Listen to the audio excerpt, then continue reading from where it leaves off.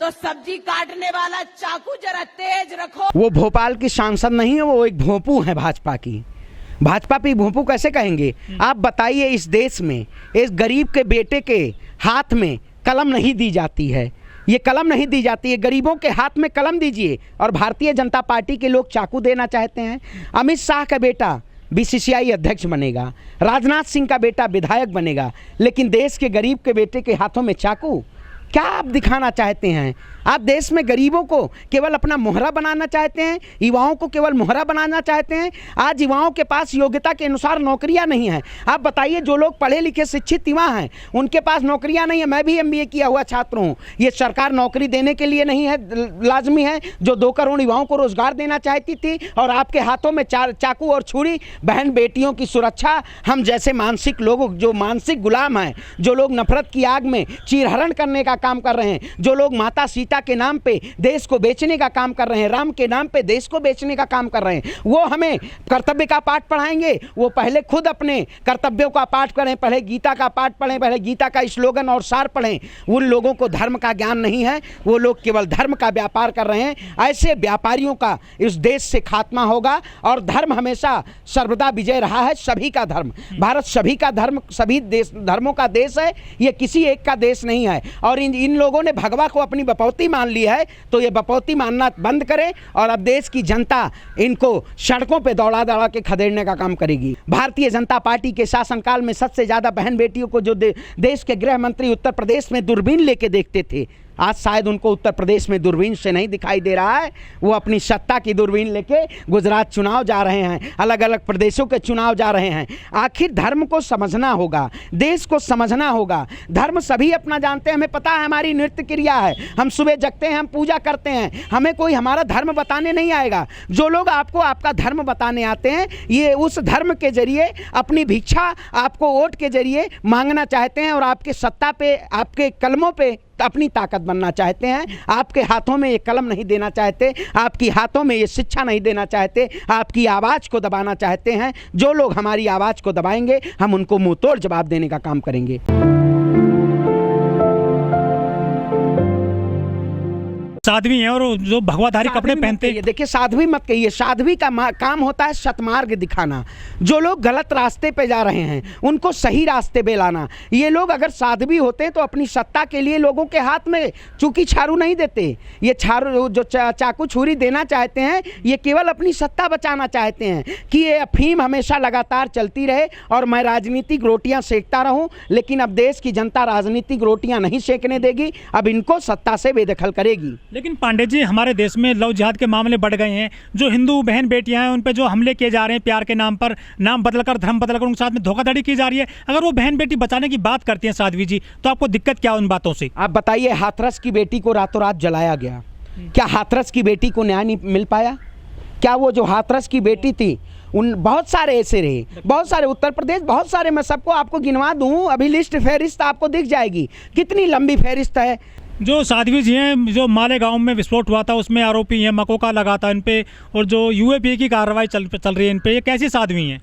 तो वही मैं कहता हूं ना, साध्वी नहीं है, ये भोंपू हैं। ये अपने बचने के लिए भाजपा के उन मुद्दों को उजागर करती रहती हैं कि देश की जनता हमारे मुद्दों को ना उजागर कर पाए। सबसे ज़्यादा एडीआर की रिपोर्ट उठाइए, सबसे ज़्यादा अपराधी सत्ता में बैठे हुए हैं। चाहे आप बात करिए किसी भी, जो लोग बैठे हैं, आप गृह मंत्री की बात कर लीजिए, आरोपी थे लेकिन बाइज्जत बरी हो जाते हैं। जब आपकी सरकार होगी, आपने चारों स्तंभों को अपने अधीनस्थ बना रखा है, तो अब क्या होगा उसका, उस देश का क्या होगा? इस देश के लोकतंत्र को बचाना है, इस देश से उन पूंजीवादों को खात्मा करना है, इस देश से उस नफरत को खात्मा करना है जो लोग मुद्दों को बिना मुद्दे इस देश की जनता को सामने भुनाते हैं। और पत्रकार महोदय, आपकी पत्रकारिता को सलाम करता हूं, जो देश की जनता के मुद्दों को उठाते हैं, ना कि दीपिका पादुकोण के बिकनी के मुद्दों को उठाते हैं। ऐसे मुद्दों को उठाते रहिए, देश एक दिन सच सुनेगा। और आप जैसे पत्रकारों को जब देश काले अंग्रेज लूट रहे थे, तो आप जैसे सोशल मीडिया के पत्रकारों ने देश को बचाने का काम किया। यह भी बहुत बड़ा आंदोलन है। लेकिन जो साध्वी जी हैं, संसद में दो आदमी मत कहिए, क्या साध्वी प्रज्ञा ठाकुर, प्रज्ञा ठाकुर चाहिए, और उनकी जाति जाके देखिए क्या है। हाँ, कुछ तो वही चीज है। अब लोग कौन से कैसे बने हुए हैं, उनको करना चाहिए आरक्षण का विरोध। आरक्षण भारतीय जनता पार्टी ने खत्म किया अपने समाज के लिए, वो नहीं उन्होंने विरोध किया। लेकिन वो विरोध क्या कर रही हैं, वो कह रही हैं चाकू और छुरी लीजिए। अपने समाज का भला न कर पाए वो देश का भला क्या करेगा। तो ये लोग एक रूप लेके आए हैं, नया नया रूप लेके आए हैं। ठाकुर नाम लिए, कोई भी नाम, जातियों से, इसीलिए मैं कहता हूं आप कपड़ों से और लोगों के नामों से, सरनेम से मत पहचानिए। आप देखिए किसके अंदर राष्ट्रीय हित है, कौन देश हित की बात करना चाहता है, कौन देश को आग में झोंकना चाहता है। लेकिन साध्वी ने कहा था, प्रज्ञा ठाकुर भी नहीं, प्रज्ञा कुशवाहा बोलिए। प्रज्ञा ने 2019 में कहा था, पहनने से आपका रंग नहीं बदल जाता है, चोला पहनने से आपके जितने आरोप हैं वो छुपाए जा सकते हैं। 2019 में प्रज्ञा ने संसद में कहा था कि गोडसे देशभक्त है हमारे देश की। गोडसे देशभक्त हैं, उनके लिए गोडसे जो लोग गांधीवादी विचारधारा को जिन्होंने खत्म करने किया, उन्हें सिर्फ आतंकवादी कहा जा सकता है। गोडसे कोई देश के वो नहीं। अब जो लोग कहते हैं वीर सावरकर, जो लोग गोलवरकर को कहते हैं, जो लोग हेडक्वार्टर आरएसएस के, जिन्होंने नागपुर में जो इसकी अफीम बोई जा रही है, आखिर देश में आरएसएस ने, इससे पहले भी इंदिरा गांधी ने कहा था जब देश पे आरएसएस कब्जा कर लेगी तो देश कंगाल की स्थिति में चला जाएगा। आज इन्होंने उस देश को कंगाल की स्थिति में बनाने का काम किया है। आरएसएस विचारधारा सिर्फ नफरत की विचारधारा है। जो लोग ये विचारधारा मांग रहे हैं वो देश के साथ गद्दारी कर रहे हैं। जो लोग अंग्रेजों के साथ दिया था, जिन्होंने अंग्रेजों के साथ माफी मांगी थी, ऐसे लोगों को, जिन्होंने गांधीवादी विचारधारा को खत्म करने का काम किया था, ऐसे लोग देश हित में नहीं खड़े हो सकते हैं। ये सिर्फ अपने चंद से फायदे के लिए ये देश हित में लोगों का विरोध कर रहे हैं और लोगों को नफरत की आग में झोंक रहे हैं। ऐसे जहरीले भाषण देती हैं ये प्रज्ञा। उसके बाद पीएम साहब ने कहा था, मोदी जी ने, कि मैं इनको दिल से माफ नहीं करूंगा। इस बयान के बाद में भी कोई इनमें सुधार नहीं आया प्रज्ञा के बयानों में। देखिए, मैं कहता हूं ना, सत्ता में बैठे आप ही हुए, आप तुरंत बर्खास्त करिए। मैं माफ नहीं करूंगा। आप जनता को दिखाना क्या चाहते हैं, आप तुरंत बर्खास्त करिए।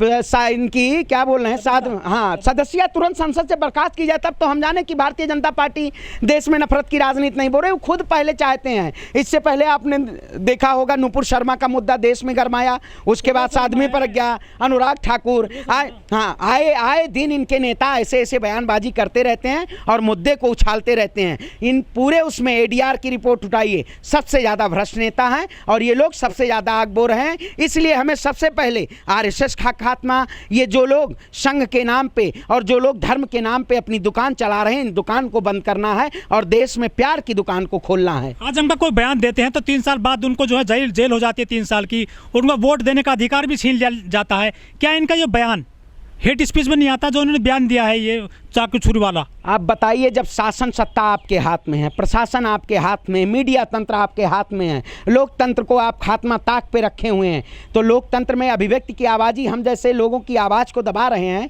तो क्या वाकई में ये देश में लोकतंत्र बचा है? लोकतंत्र को बचाने की ज़रूरत है। आज देश में एक ऐसी यात्रा चल रही है जो देश में सद्भावना और भारत को एक रास्ते पे लाकर खड़े करने की, जो सभी धर्मों को, आपने देखा होगा राहुल गांधी जी, हमारे अटल बिहारी वाजपेयी के भी उस पे, जो देश के प्रधानमंत्री हुए, सभी उस पे उन्होंने श्रद्धांजलि देने का काम किया। ये असली भारत है। असली भारत वो नहीं है जो देश में युवाओं को चाकू छुरी दे और कलम की ताकत ना दे। ये कहीं ना कहीं ये दर्शाता है दोहरी और तुष्टीकरण और षड्यंत्र की राजनीति। आप देखिएगा 24 तक आने चुनाव में अगर यही चलता रहा तो बहुत बड़ा इस देश में विस्फोट कराने की तैयारी है। भारतीय जनता पार्टी ने ये ठानी है, क्योंकि उसको सत्ता में केवल नफरत ही ला सकती है। वो सत्ता नफरत की राजनीति पे आई है और जब तक हमारे देश से नफरत का खात्मा नहीं होगा, इन पठान जैसी मूवी देश में मुद्दे बनते रहेंगे, तो ये लोग उसका फ़ायदा उठाएंगे। हमें इसका फ़ायदा नहीं उठने देना है। बीजेपी के पास में जो ऐसे भाषणों की फैक्ट्री लगी हुई है, जहरीले जो भाषण देते हैं नेताएं,